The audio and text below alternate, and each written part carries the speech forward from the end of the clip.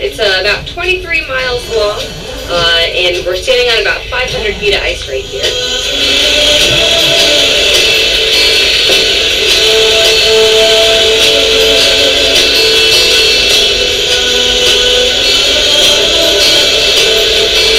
Snowlines are formed from the surface. Throughout the summer, the surface starts to melt here. We lose about 50 feet or so each summer, and that water just starts to flow down glacier. And once it does, it finds a weakness or a crack in the ice somewhere, and it just starts to kind of mill. Moulin means to mill in French, so it just starts to mill or kind of drill a hole right into the ice all the way down to the valley floor. Some of them can range from about 50 to 500 feet deep, so and they could be as large as a home.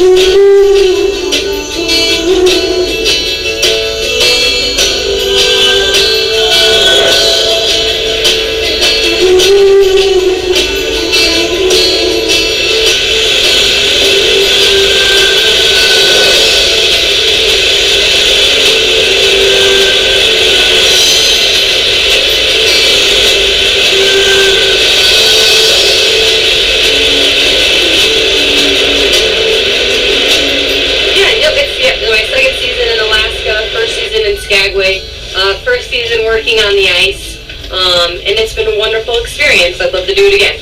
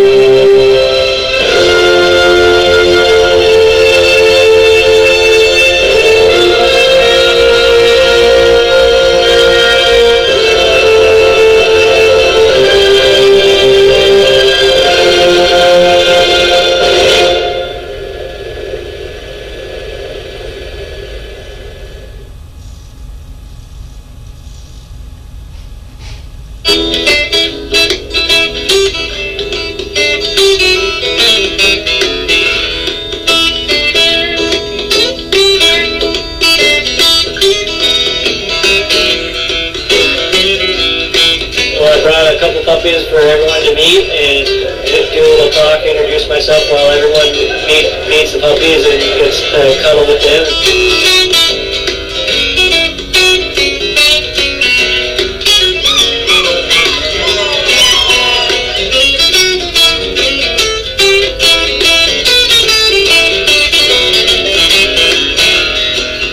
They'll start training at 5 to 6 months old. So at the camp where I work, there's 240 sled dogs, and there's about 7 different mushers there. And we'll all breed a couple litters throughout the summer each, and so we'll have a lot of puppies.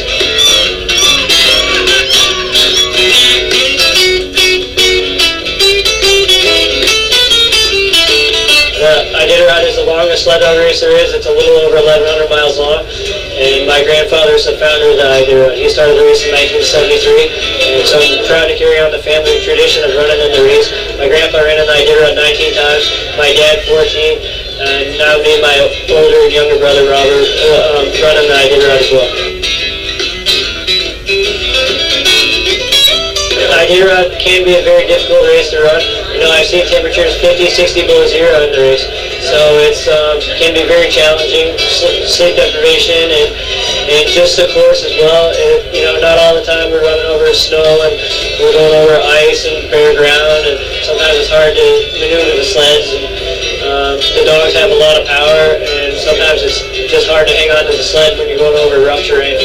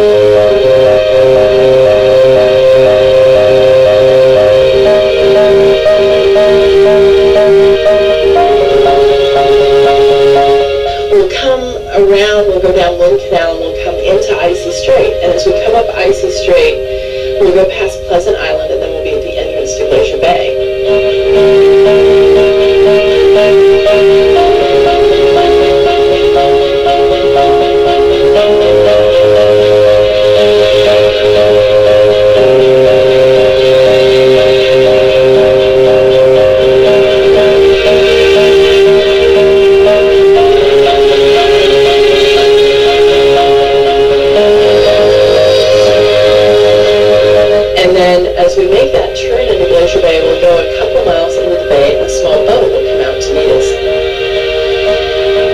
We'll open a door on the side, we'll lower a ladder down, and the Rangers will climb on board to join us for the day.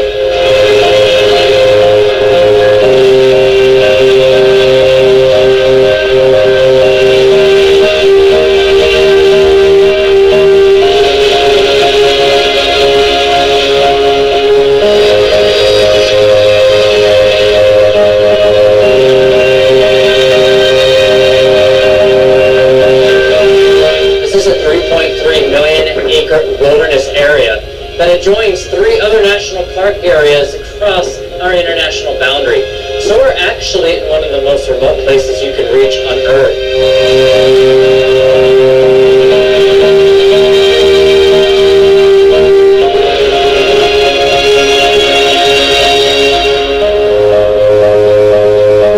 The thing that's really special about Glacier Bay, this whole area, just 200 years ago, was completely covered in glaciers. This was the middle of the Little Ice Age, and glaciers had advanced.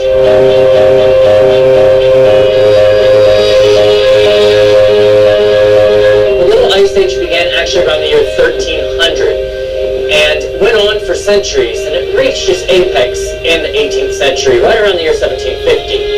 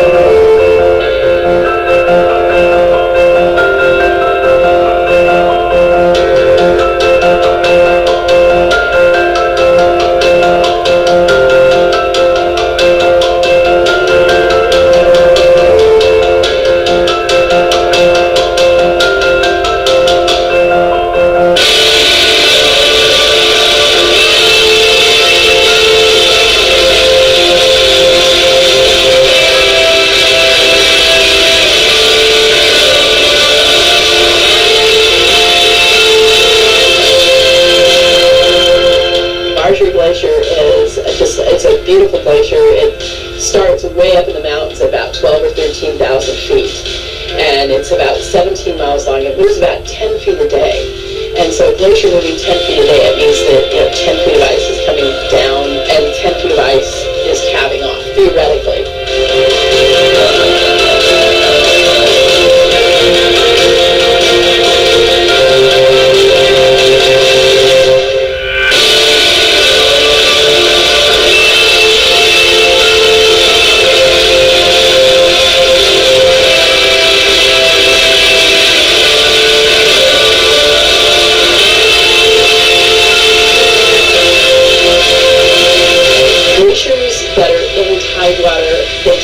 Survive in deep water. They have to build up a pile of dirt and rubble underneath it called moraine. And so most glaciers, if you see a tidewater glacier, will be at Marjorie a quarter mile off or a half mile off. We'll be in 400 to 600 feet of water. But that glacier is sitting in about 75 to 100 feet of water because it's got that big pile of dirt and rubble built up under it.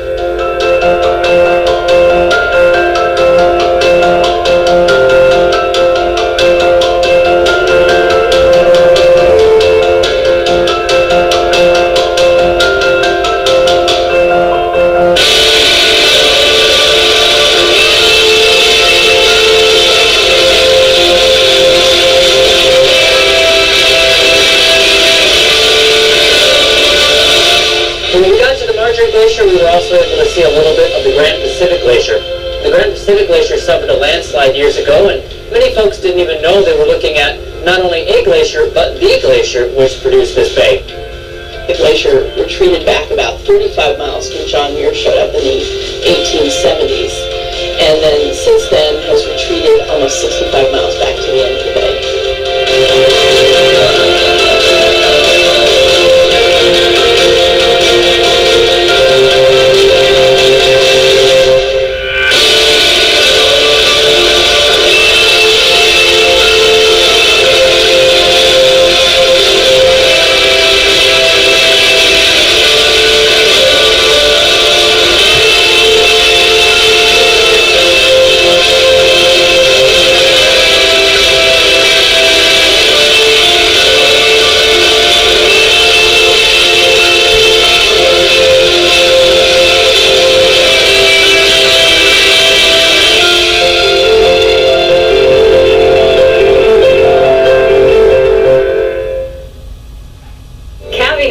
glacial destruction. So it's a bit of a war between salt water and ice. And so the glacier has come down, and then it hits the salt water, and salt water is corrosive to ice as well. And so they're fighting against each other, and the salt water is like, break apart! And just the weight of the glacier and then the salt sort of pulling the glacier apart causes these weaknesses in the ice itself to shatter, and then large chunks of the glacier will break off. So a calving is the birth of an iceberg. It's where you have a tidewater glacier breaking because either there's a ledge and it just weighs too much and it falls off, like if you push a cake to the side and it breaks off, or it's just the salt water eroding it itself, and then large chunks will fall in.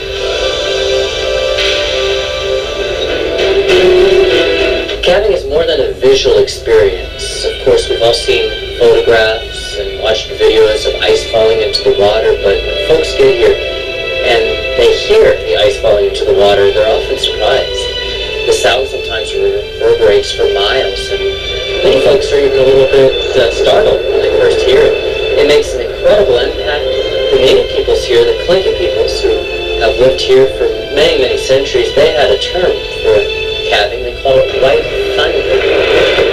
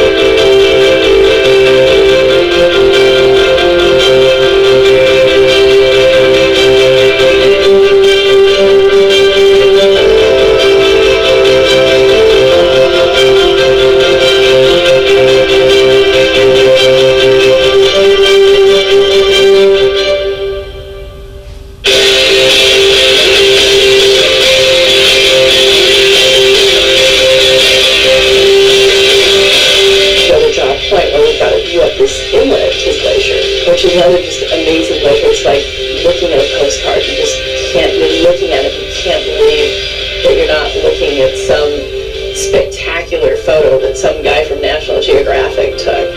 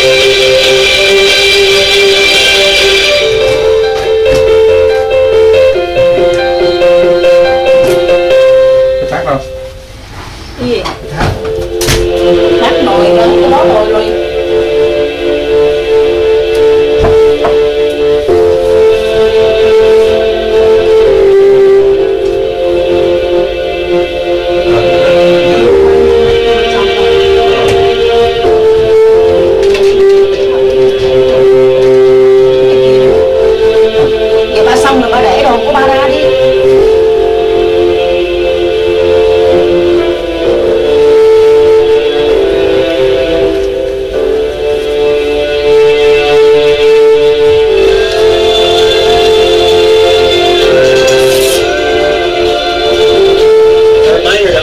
That Glacier Bay is their national park, is your national park. It belongs to all of us. It's a common patrimony, and we want to keep this national park idea alive. We do so by visiting these places, by celebrating these places, and sharing them with those that we love. So invite your friends and family to come out and visit us here in Alaska, and tell them what makes this such a special place.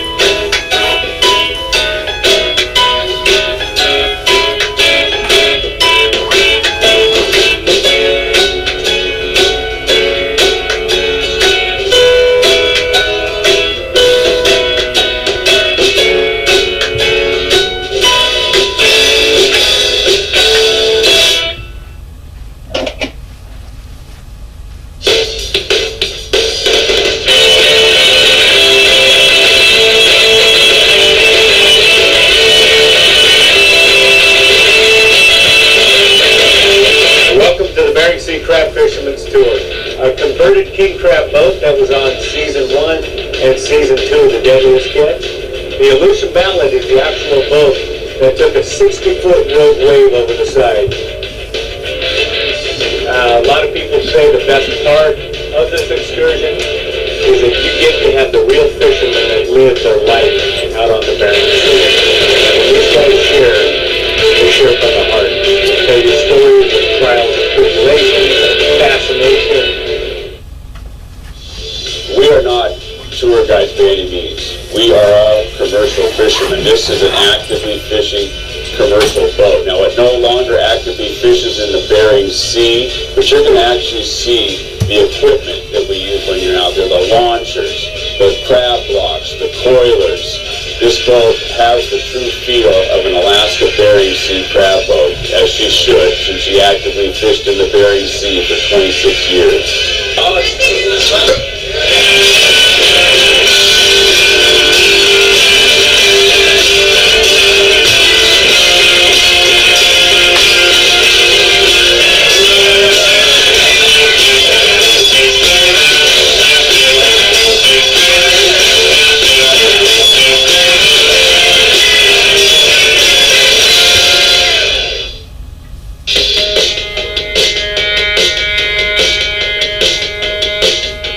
Joint venture with the Tsimshian. They actually allow us to come into their waters. Those are the Annette Island Reserve waters. Without them allowing us to come into their waters, this tour would not exist as it does here today. They actually regulate and manage their own fisheries, and they allow us to come into their waters and share with you folks everything you're going to see here on the Aleutian Valley.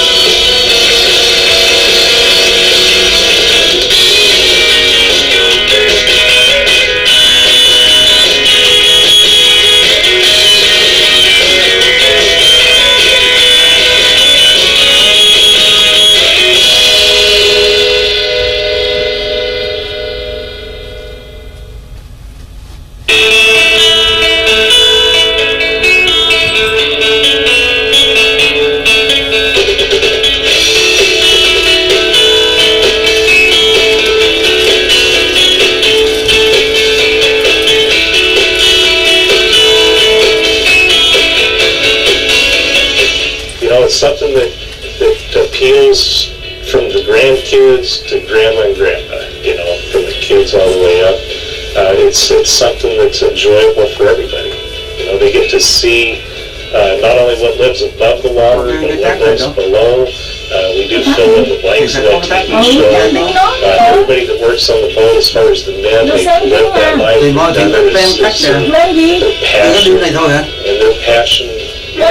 passionate about sharing it.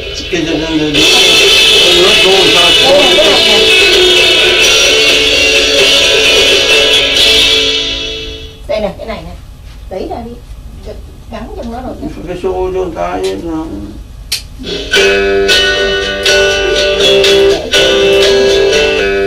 Cái này không lấy được, có 2 cái của lấy cái đồ.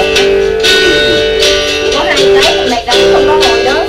Even though these are wild bears living their rồi, life, ba lấy ra rồi phải không? Ba vừa lấy ra rồi.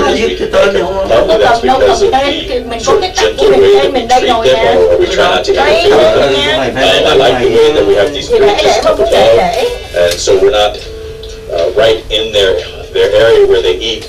We're not like right in amongst them, scaring. We're up above, we're not interfering. Có tên của mình rồi.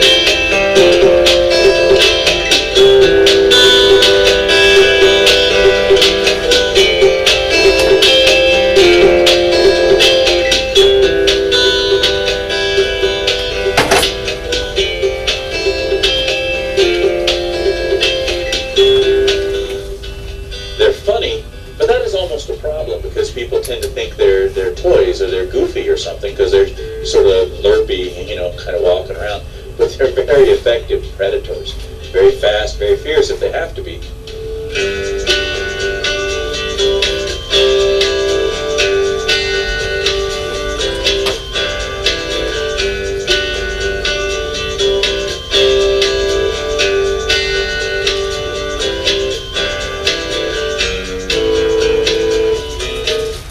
Pink salmon renaissance has been good this year. They just keep coming.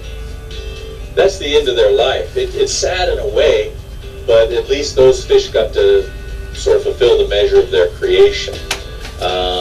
Plus, it's an important part of the forest. This rainforest is the second largest in the world. It's the largest temperate rainforest. Yet there's only a few inches of topsoil on top of volcanic rock here. And so those fish coming up here every year is important. That's biomass. It's fertilizer. And so we get this lush rainforest because of it.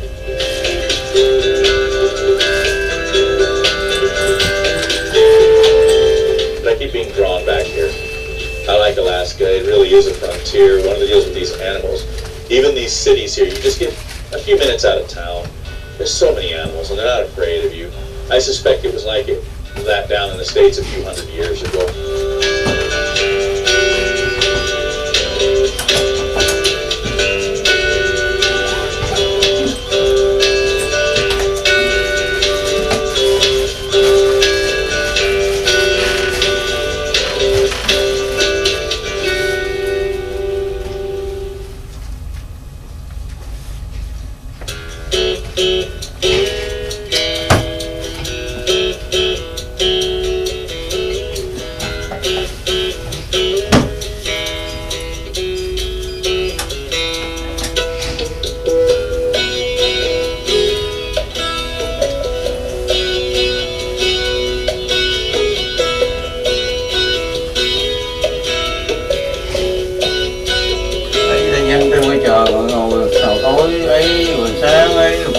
Tại vì ba có nói không mày được mà ý là ba hết rồi á, bạn muốn để đồ ra từ vì ba nói là không mình tự mang theo. Cái đồ đó làm gì? Thành ra mới cái gì? Đâu có lấy đồ ra để mặc á. Tối là tối thì ăn thì phải thay đồ khác.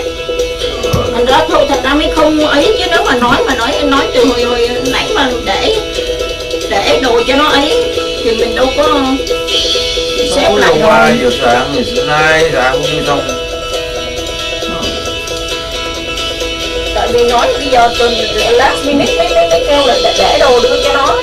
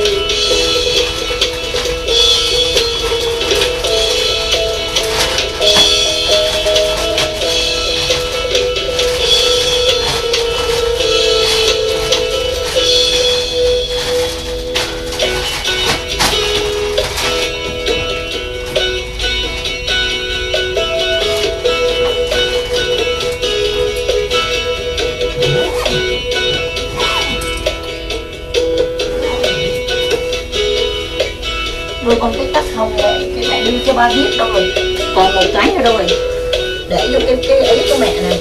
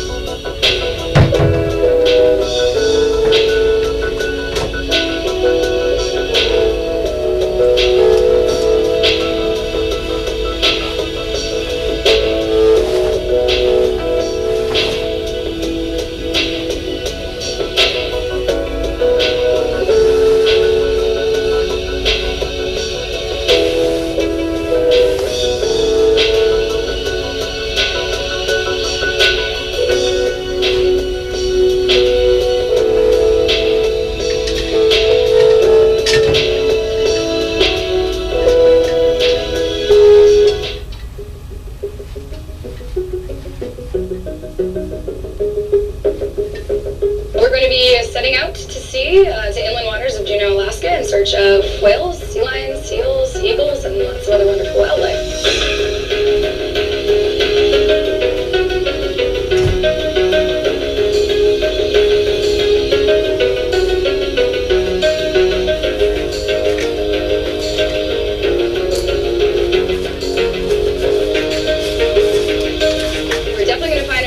Humpback whales. We love humpback whales out here, the largest species we could see. We'll keep our eyes out in the trees for bald eagles, maybe look for a haul-out spot or a buoy full of sea lions, and see if we see any seal heads popping up here and there as well.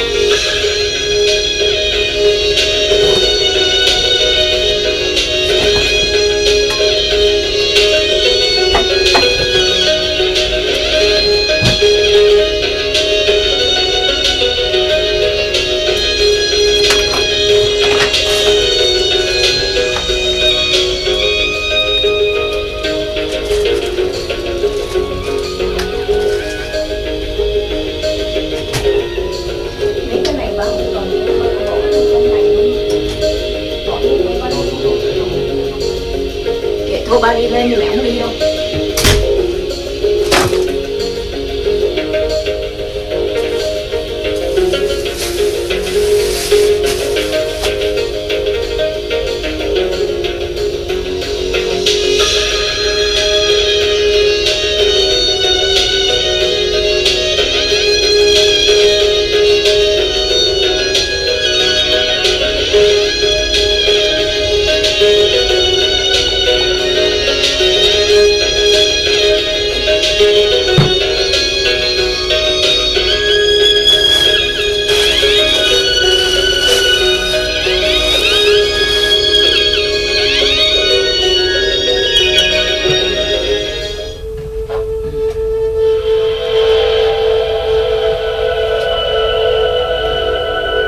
My name is Lori Craig. I'm the lead naturalist at the Mendenhall Glacier Visitor Center on the Tongass National Forest. The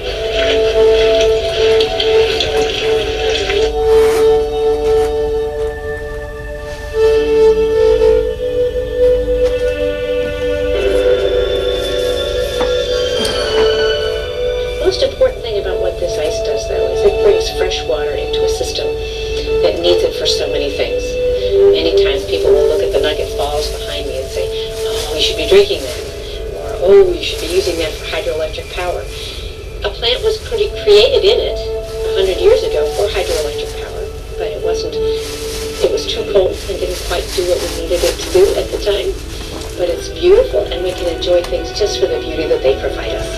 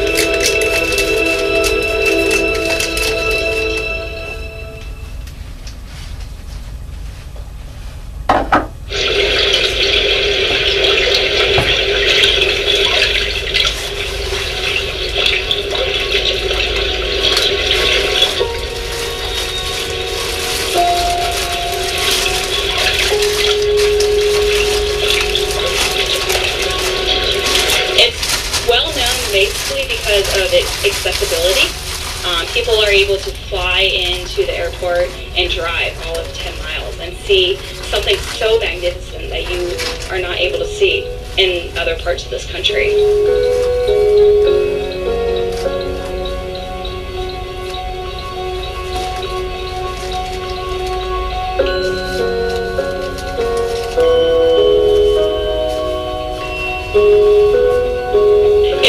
It's mind-blowing to me. I'm from Georgia, and we don't have mountains. We don't have mountains with snow tops on them. We don't have glaciers, or even an ocean nearby. So for me, it's breathtaking and just glorious to live in this environment, to live in a habitat that has diverse animals and salmon and bears and everything that is just all connected, and it makes you want to come back over and over again.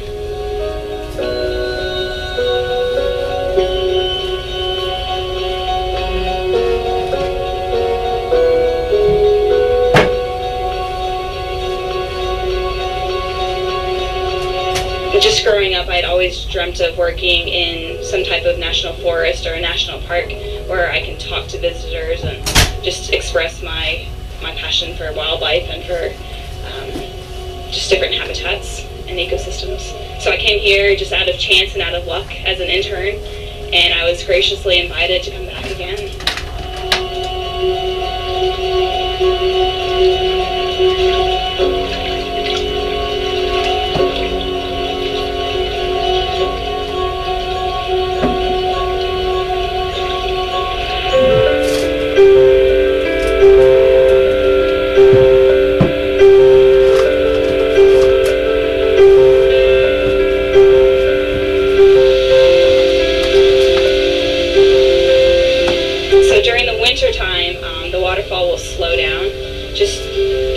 Of the colder climate and temperatures, but as the summer progresses, more snow melt happens and more rainfall will occur, and therefore it's a stronger amount of flow and more impressive, and it draws visitors to the waterfall.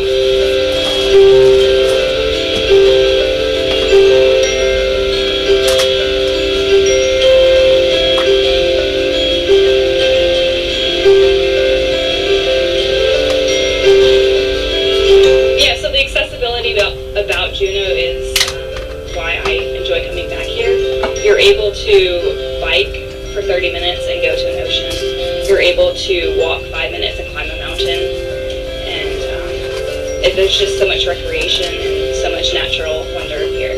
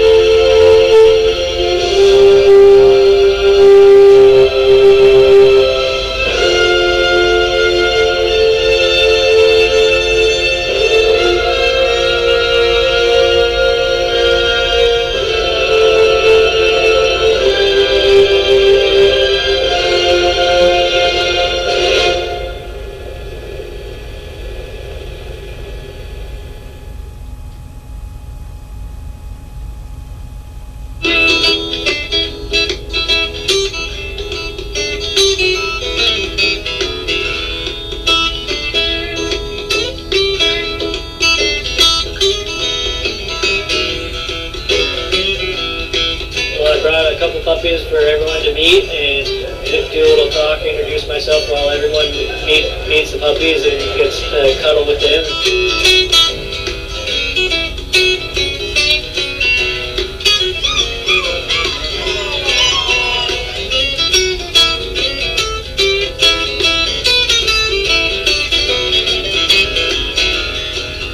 They'll start training at 5 to 6 months old. So at the camp where I work, there's 240 sled dogs, and there's about 7 different mushers there. And we'll all breed a couple litters throughout the summer each, and so we'll have a lot of puppies.